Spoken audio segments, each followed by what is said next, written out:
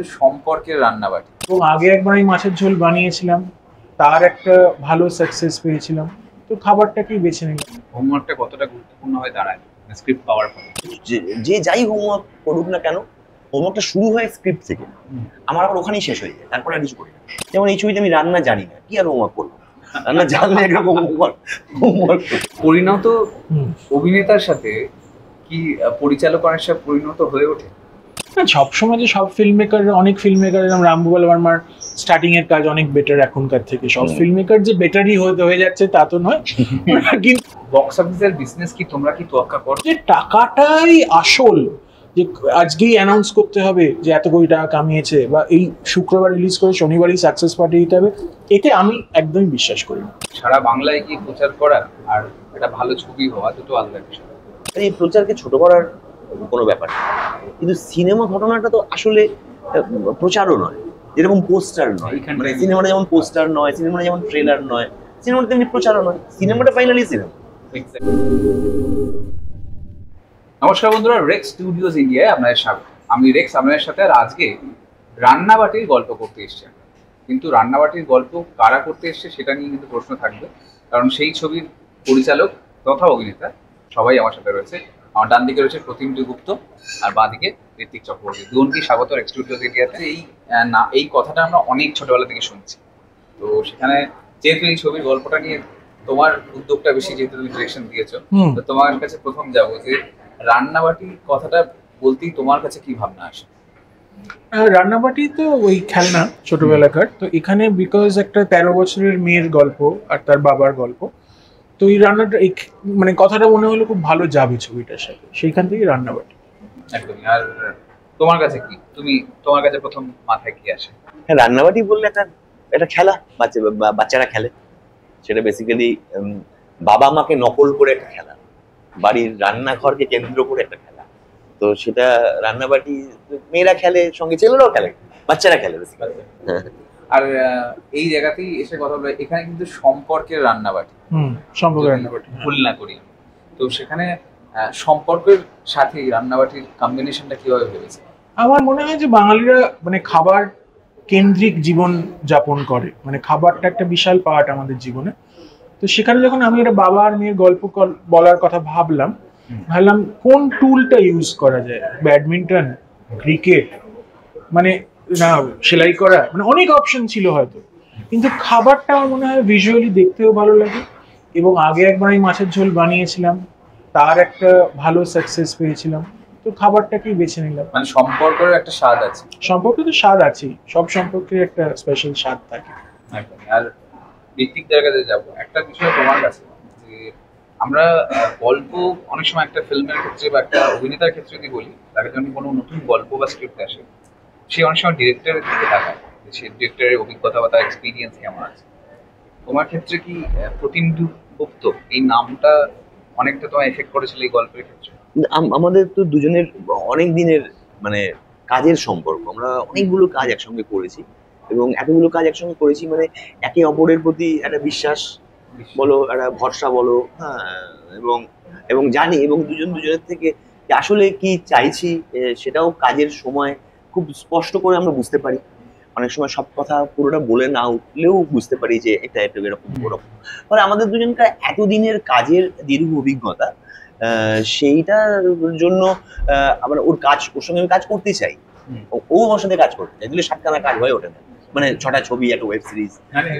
এইটা সপ্তম ছবি বলা যায়, আমাদের ষষ্ঠ ছবি আর একটা ওয়েব সিরিজ আছে, দিয়ে টোটাল 7টা কাজ। হ্যাঁ, তো 7টা কাজ তো হওয়ার জন্য দুজনের প্রতি একটা বিশ্বাস, বোঝাপড়া, একটা ভরসা তৈরি না হলে এই জিনিসটা এরকম ভাবে বারবার হতে থাকে না। আর বারবার খুবই আলাদা আলাদা চরিত্র, আলাদা আলাদা গল্প। যখনই আমি প্রদীপের সাথে কাজ করেছি, প্রতিটাই খুব আলাদা। ধরো হয় না যে কিছু পরিচালক হয়, তার সাথে আমি হয়তো 4টে কাজ করেছি, কিন্তু 3টে থ্রিলার, ওরটা তা নয়, মানে প্রতিটাই আলাদা আলাদা। না, আমি ওটাকে স্টিরিওটাইপ বলছি না, সে হয়তো থ্রিলার জনারে করে, সারা জীবন ধরে লোক থ্রিলার বানাতে পারে, কিন্তু ও প্রতিবার আলাদা আলাদা করে, এবং আমার কাছে এমন একটা আলাদা চরিত্র নিয়ে আসে যেটা খানিকটা চ্যালেঞ্জিং, মানে যেটা যে খুব আমার একদম, মানে আমি রোজ যে সে ধরনের পাঠ করি তা নয়। তোমাকে এক্সপ্লোর করে অবশ্যই, মানে অভিনেতা হিসেবে তুমি যে নতুন জায়গাটার মধ্যে পড়লে তুমি নিজেকেও এই যে এক্সপ্লোর করতে পারবে, সেই স্কোপটাও তৈরি হয় আসলে ওর সঙ্গে কাজ করে।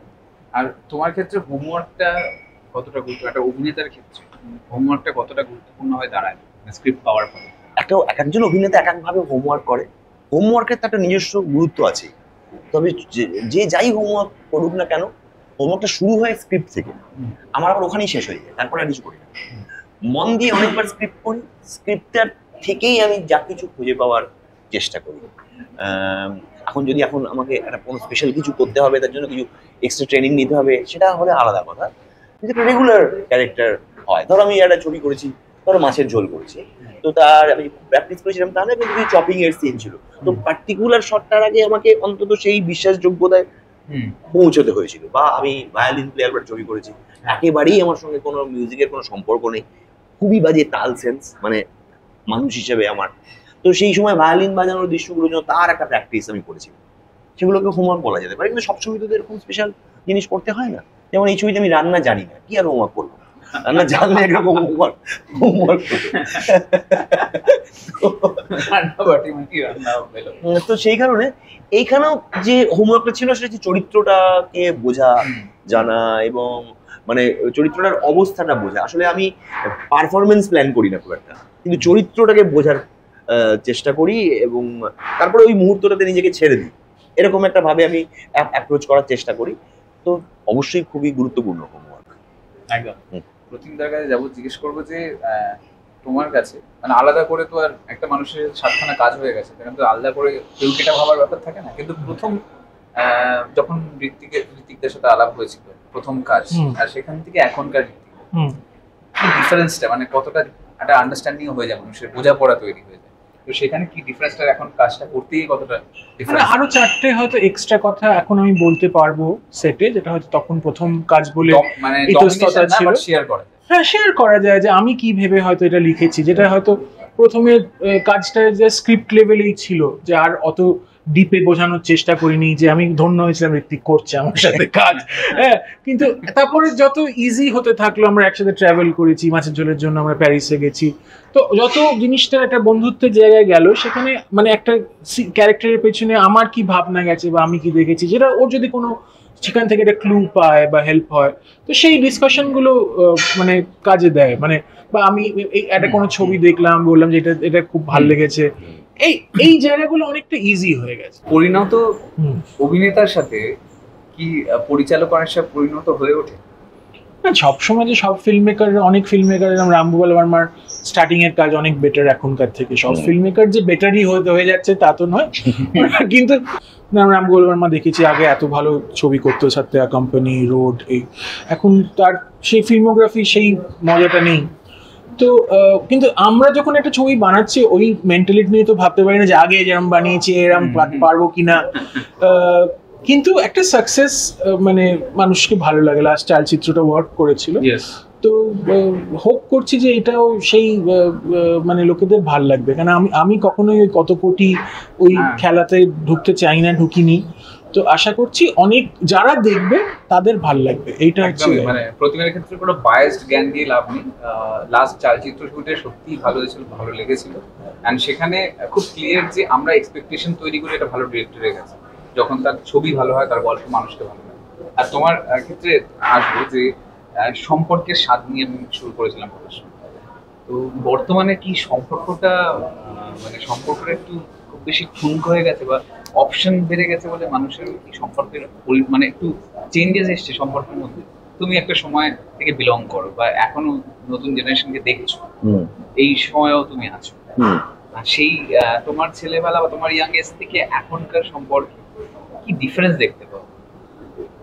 ওইভাবে জেনারেলাইজ করে খুব যে বলা যায় বলে আমার মনে হয় না যে আগে এরকম ছিল আর এখন এরকম হয়ে গেছে।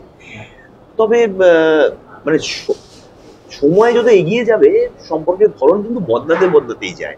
আমরা যখন ছোট ছিলাম তখন যে সম্পর্কের ধরন ছিল, আমাদের থেকে 30-40 বছর আগের সম্পর্কের ধরন আলাদা ছিল। বাবা মাকে মানুষ আপনি করে কথা বলতো, তো আমরা তুমি করে বলছি, তাদের কাউকে কিছু অসম্মান করছি না, কিন্তু সম্পর্ক মানে ধরো একটা ডাক বদলে গেল, আমার মাই তার মাকে আপনি করে কথা বলতো, ঠিক আছে? তো সেই রকম জেনারেশন বদলাবে, সময় বদলাবে, মানুষের সম্পর্কের ধরনও বদলাবে। এবারে এবং বদলে যাওয়াটা বলতে খুব অস্বাভাবিক নয়। আবার কিছু কিছু যেসব চিরকালীন সম্পর্ক, ধরো বাবা সন্তান, বাবা মা, মানে সন্তানদের সঙ্গে সম্পর্ক, সিবলিংদের মধ্যে সম্পর্কের যে বেসিক ব্যাপারগুলো, সেটা কিন্তু অনেক ক্ষেত্রে এক আছেও।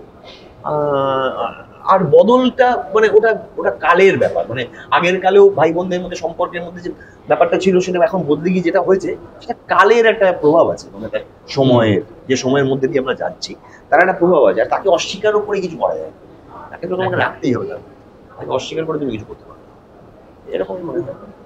অভিনয় বা সিনেমার সবকিছু যদি বলি, এখানে গল্পটা বা সিনেমা নিয়ে যে বক্স অফিসের কথা হয়, যে বক্স অফিসে কত বিজনেস করেছে এটা নিয়ে রং করেছিল। তো বক্স অফিসের বিজনেস কি তোমরা কি তোয়াক্কা করো, নাকি গল্পটা বা কাজটার উপরই বেশি ফোকাস থাকে? মানে এখন খুব বেশি মাথায় এটা কি টনটন করে যে আমাকে এখন বক্স অফিস ভাবতে হবে? না, একটা তো করে যে প্রডিউসার শুধু যে টাকাটা খরচা করেছে সেটা ফেরত পায়। আর ফেরত পাওয়ার তো শুধু বক্স অফিস নয়, স্যাটেলাইটের টাকা পাবে, মিউজিকের জন্য টাকা পাবে, ওটিটির জন্য টাকা পাবে। আর এই টাকাটা যে শুধু এখন পাচ্ছে তা নয়, 3 বছর বাদে বাদে কন্ট্রাক্ট রিনিউ হবে। তো একটা ছবিতে যে প্রডিউসার যে পথে 5 টাকা যদি লাগিয়ে থাকে, যেন সেই 5 টাকাটা উইদিন আ সার্টেন পিরিয়ড, আমি বলছি না 60 বছর বাদে পেয়ে তো লাভ নেই, উইদিন দ্য নেক্সট 3-5 ইয়ার্স যদি টাকাটা উঠে আসে খুব ভালো, যদি তার থেকে প্রফিট করে আরো ভালো। কিন্তু যে টাকাটাই আসল, যে আজকেই অ্যানাউন্স করতে হবে যে এত কোটি টাকা কামিয়েছে, বা এই শুক্রবার রিলিজ করে শনিবারই সাকসেস পার্টি দিতে হবে, এতে আমি একদমই বিশ্বাস করি না। তোমার শেষ প্রশ্নে যাব, প্রচার সারা বাংলায় কি প্রচার করা আর একটা ভালো ছবি হওয়া দুটো আলাদা বিষয়।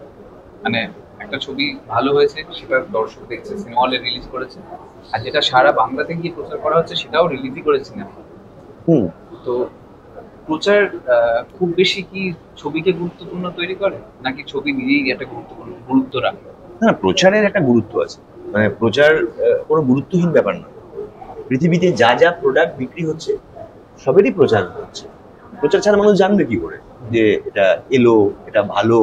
অন্তত যারা জিনিসটা তৈরি করেছে তাদেরকে তো বলতে হবে যে জিনিসটা ভালো, এবং মানুষকে জানাতে হবে যে এরকম একটা জিনিস আছে, এরকম একটা ব্যাপার অ্যাভেলেবল।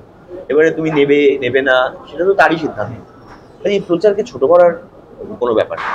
কিন্তু সিনেমা ঘটনাটা তো আসলে প্রচারও নয়, যেরকম পোস্টার নয়। মানে সিনেমাটা যেমন পোস্টার নয়, সিনেমাটা যেমন ট্রেলার নয়, সিনেমাটা তেমনি প্রচারও নয়। সিনেমাটা ফাইনালি সিনেমা। তো সেইটা তো সবাই জানে, এটা আমি কোনো নতুন কথা আমি বলছি না। মানে একদম সিনেমার গোড়ার কথা বলছি। মানে এইটা তো একদম স্বাভাবিক ব্যাপার। যেমন যেমন মানে ওই যে মানে ছবির থেকে যে কথাটা বললো, ছবির থেকে তোমাকে একটা প্রফিট যে তুলতে হবে, সেটা অবশ্যই প্রথমে প্রযোজকের বিরাট করে, পরিচালকের হয়তো একটু একটা গুরুত্ব থাকে, কিন্তু প্রত্যেককে কিন্তু প্রত্যেকটা কাজ অ্যাসাইন করা হয়েছে। আমাকে কিন্তু প্রফিট, এই তোমার দায়িত্ব প্রফিট তুলে আনা নয়, কিন্তু আমার তোমার দায়িত্ব চরিত্রটা করা। তো আমাকে যে দায়িত্বটা অ্যাসাইন করা হয়েছে আমি সেইটা করবো, সেইটা করছি। ওটার জন্য একজন আছেন, তিনি ভাবছেন, তাকে ভাবতেই হবে, তো তিনি করবেন। মানে প্রত্যেকের তো আলাদা আলাদা ডিপার্টমেন্ট। রান্নাবাটির গল্প কিন্তু সিনেমা হলে গিয়েই দেখতে হবে। সেটা হলো সিনেমা হলের ডিপার্টমেন্টে সিনেমা হলে গিয়ে আপনাদের দেখতে হবে, আর দেখে সেটা রিভিউ নিতে হবে। ওনারা দুজন বসে আছে বলেই ভালো বলতে হবে রান্না, আর খারাপ হলেও সেটাও আপনি ওখানেই বলতে পারবেন। আপনার কমেন্ট বক্সে লিখবেন যে কি হলো। তো অবশ্যই দর্শকদের শেষমেশ কি বলবেন? দর্শকদের বলবো, আমাদের ছবি রান্নাবাটি আসছে 7th নভেম্বর। তো এর স্বাদ নিন, এবং সেই স্বাদ কেমন লাগলো, এখন একটা জিনিস যখন পরিবেশন করছি তখন আমরা তো কনফিডেন্ট এটা আপনাদের ভালো লাগবে, কিন্তু যেরকম বললো সেরকম কেমন লাগলো আপনারা অবশ্যই জানান। তো তার আগে দেখতে হবে, দেখে জানাতে হবে। একদম। আর তুমি? হ্যাঁ, মানে অন্যদের কি বলছে সেটা তো আছেই, এটা একটা ওয়ার্ড অফ মাউথ, কিন্তু নিজে স্বাদ নেওয়াটা খুব ইম্পর্টেন্ট। অনেক সময় অনেক রেস্টুরেন্ট খুব হাইপ হয়, কিন্তু আর টেস্ট খুব এটা ভালো হয় না খাবারের। আবার অনেক যেটা ফুড ব্লগাররা বলে হিডেন জেম, হ্যাঁ, কোথাও একটা লুকায়িত একটা ছোট্ট একটা রেস্টুরেন্ট, তার খাবার খেয়ে আপনার সারা জীবন মনে থাকে। রান্নাবাটি এক্স্যাক্টলি কি ওইরকম সেই বিশাল রেস্টুরেন্ট, খারাপ খাবার, না অ্যাকচুয়ালি একটা ভালো খাবারের নতুন জায়গা? এটা এসে দেখুন, আমরা খুব ভালো বানিয়েছি বলে আমাদের বিশ্বাস, আশা করি আপনাদেরও ভালো লাগবে। একদম। আর যে জায়গাটায় বললো যে আমাদের এখানে যে হিডেন জেম নিয়ে কথা হচ্ছে, আমার পাশে দুজন জেমি বসে আছেন বর্তমান সময়ে, যারা খুব সুন্দর ছবি উপহার দেন, খুব সুন্দর অভিনয় করেন। সেই এক্সপেকটেশনে আমি বলবো যে ছবিটা দেখে তারপরে আপনারা রিভিউ দেবেন। আর অবশ্যই আমরা নতুন নতুন গল্প নিয়ে আসবো রেক্স স্টুডিওস ইন্ডিয়াতে। নতুন কন্টেন্ট দেখতে হলে দেখতে পাবেন রেক্স স্টুডিওস ইন্ডিয়া। আর লাইক, সাবস্ক্রাইব আর শেয়ার করতে কিন্তু ভুলবেন না।